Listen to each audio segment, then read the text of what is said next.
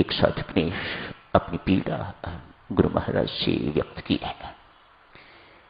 कहा, बस मेरे मित्र हैं एक अमुक स्थान पर, उनके पास जाओ, उनकी दिनचर्या देखना, हो सकता है तुम्हें कोई मार्ग मिल जाए, तुम्हें कोई रास्ता दिखाई दे जाए। ये साधक चला गया है। जाके क्या देखता है, वह मित्र कोई साधु नहीं है, एक सामान्य व्यक्ति है, एक सराय में चौकीदार। मानो सिर मुंडवाया नहीं है, वस्त्र बदले नहीं, बाल बढ़ाए हुए नहीं है, साधुता का कोई चिन्ह दिखाई नहीं देता, लेकिन देखने से ये साधक है। अतएव दृष्टि एक साधक की है, झट से देखा बहुत सरल है, किसी प्रकार का घमंड इत्यादि नहीं है, बहुत विनम्र है। प्रभावित हुआ। आज दिनचर्या देखी है, जितने भी सराय में बर्तन हैं उन्हें इकट्ठे किया, रात को सोने से पहले उन सब बर्तनों को एक एक करके मांजता है। देख ली, वो भी सो गए होंगे, साधक भी सो गया। सुबह उनके साथ ही लगभग जग गया है। क्यों? दिनचर्या देखनी थी। क्या देखता है, जिन बर्तनों को रात को मांजा था उन्हीं बर्तनों को सुबह फिर धो रहा है। एक दिन व्यतीत हुआ, 2 दिन व्यतीत हुए, 3 दिन व्यतीत हुए, देखा कि इनका रूटीन यही है, इनकी दिनचर्या में किसी प्रकार का कोई अंतर नहीं है। अतएव बहुत निराश होकर ये व्यक्ति, इनके अंदर कोई ज्ञान का चिन्ह नहीं, कोई भक्ति का चिन्ह नहीं, इनसे मैं क्या सीखूंगा, क्या देखूंगा। अतएव बहुत निराश साधक वापस लौटा है। जाके गुरु महाराज को प्रणाम करता है। कहा, महाराज किनके पास मुझे भेज दिया? दिन में ऐसा करते हैं, सुबह उठ के ऐसा करते हैं, बस इसके अतिरिक्त उनकी कोई दूसरी दिनचर्या मैंने उनको जाप करते नहीं देखा, ध्यान में बैठे नहीं देखा, उन्हें स्वाध्याय करते नहीं देखा, अपना नाक मुंह सिकोड़ते नहीं देखा, मैंने ऐसा कुछ करते नहीं देखा उनको। आपने कैसे आदमी के पास मुझे भेज दिया? कहा, बेटा तूने देखा जरूर है, लेकिन तूने समझा नहीं है। गुरुओं की सीधी सादी, संतों की सीधी सादी बातें तूने देखा जरूर है, लेकिन समझा नहीं है। आप समझाइए महाराज, वे क्या समझाना चाहते थे? कहते हैं, बेटा वे ये समझाना चाहते हैं हर साधु को रोज रात को अपना ये पात्र साफ करना चाहिए, मन रूपी पात्र, इसे रोज मांजना चाहिए, मांज के साफ करके रखे। रात्रि को जो इस पर धूल पड़ती है ना, रात्रि को जो इस पर धूल पड़ती है उसे सुबह उठ के तो फिर धो डाले। ये मन जितना साफ रहेगा बस उतनी शांति मिलेगी। रोगी मन ही भटकता है, रोगी व्यक्ति ही अपने रोग की चर्चा करेगा। जो स्वस्थ है उसे क्या चर्चा करनी है? दुखी ही चर्चा करेगा। जो सुखी है वह क्या चर्चा करेगा? उसे कोई चर्चा का विषय ही नहीं है। रोगी है वह अपने रोग की चर्चा करेगा, पीड़ा की चर्चा करेगा, अपने इलाज की चर्चा करेगा, उस अस्पताल गया ये चर्चा करेगा, वो चर्चा करेगा। इसी को भटकना कहा जाता है। जो रोगी नहीं है, निरोग है, जो स्वस्थ है, जो सुखी है, वह किस बात की चर्चा करेगा? दुखी व्यक्ति है तो अपने दुख की चर्चा करेगा, अपनी समस्या का समाधान चाहेगा, कहां जाए, इत्यादि इत्यादि। इसी को भटकना कहा जाता है।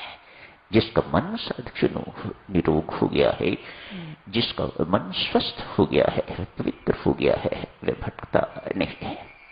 पवित्र, निरोग, शुद्ध, ये सारे के सारे शब्द जो मन के लिए प्रयोग किए जाते हैं, इनका अभिप्राय सद्गुण इतना ही है कि ये मन परमात्मा के साथ जुड़ चुका हुआ है। इसके अतिरिक्त इस संसार में कोई दूसरा साधन दिखाई नहीं देता इसके पवित्रीकरण का। इसे संसार से हटाना चाहते हो तो एक ही साधन है, इसे परमात्मा के साथ आपको लगाना होगा। ओ बुल्लिया रब दा की पावनाए इथों पुटना ते इथे लाउना। बुल्ला शाह एक अनपढ़ महान संत क्या कहता है? वो बोलिया रब दा की भावना है, इथों पुटना ते इत्थे लावना है। यहां से उखाड़िएगा, उसे संसार से उखाड़िएगा और उसे परमात्मा के साथ जोड़ दीजिएगा। बस इतना ही कार्य करने वाला है। सुनने में बहुत आसान है। जीवन भी बीत जाए देवियों सज्जनों तो भी महंगे नहीं है। जिसने मन पर जीत कर ली उसने संसार जीत लिया। वह सम्राटों का सम्राट बन गया। जिसका मन पर नियंत्रण नहीं है वह दासों का दास होगा। अमीर होते हुए भी वह कंगाल होगा। बहुत सुखी आपको दिखाई देता हुआ भी अंदर से दुखी होगा। इसे बकरा भी कहा जाता है। बकरा एक ही आवाज निकालता है, मैं मैं मैं। साधक मन में और मैं में कोई अंतर नहीं है। मन में और माया में कोई अंतर नहीं है। इसके सारे खेल वो खिलाड़ी मन के हैं। स्वामी जी महाराज ऐसा कहते हैं। ये सारे के सारे खेल, सुख दुख जो भी कुछ जीवन में आता है, ये सब इस मन के एक खेल हैं। आपको परमात्मा से जोड़ता है या परमात्मा से विमुख करता है, ये सब मन का खेल है। आपको हर्षित करता है, आपको प्रसन्न करता है या आपको दुखी करता है, शोकित करता है, ये सब मन के खेल है और कुछ नहीं। जो कुछ इसे प्रिय लगता है वह सुखदायी है, जो कुछ इसे अप्रिय लगता है वह दुखदायी है। सब खेल इसी के हैं। किसी वस्तु में सुख या दुख नहीं है देवियों सज्जनों, सब इसी के खेल हैं। जिसको ये सुखद घोषित करता है उससे सुख मिलता है, जिसे ये दुखद घोषित करता है उससे दुख मिलता है। किसी वस्तु में, किसी व्यक्ति पे सुख दुख देने की सक्षमता नहीं है। ये निर्णय करने की भी सक्षमता किसी में नहीं है। ये सब कुछ मन ही करता है। इसलिए कितना महत्वपूर्ण है। एक चीज से बहुत डरता है और वह विवेक। विवेक कहां से मिलेगा? सत्संग से। इसलिए सत्संग में पहुंचने में मन जितनी बाधाएं प्रस्तुत करता है इतना कोई नहीं। क्यों? सत्संग में जाने से विवेक का उदय होगा और विवेक से ये बहुत घबराता है। आज एक राजा ने घोषणा कर दी, मैं अपनी पुत्री का विवाह एवं आधा राज्य उसे दूंगा जो मेरे इस बकरे को, एक बकरा था उसके पास, जो इस बकरे को संतुष्ट कर दे, तृप्त कर दे, मैं उसे अपनी पुत्री का हाथ दूंगा एवं आधा राज्य दूंगा। क्या करना है? आप इसका पेट भरो, इसे चारा दो, घास दो खाने को, पत्ती इत्यादि खाने को दो, मैं परीक्षा दूंगा। यदि पत्ती आगे करने से ये मुंह ना मारेगा तो मैं समझूंगा कि इसका पेट भर गया है। जो कोई भी इसका पेट भरेगा मैं उसे अपनी पुत्री एवं आधा राज्य दूंगा।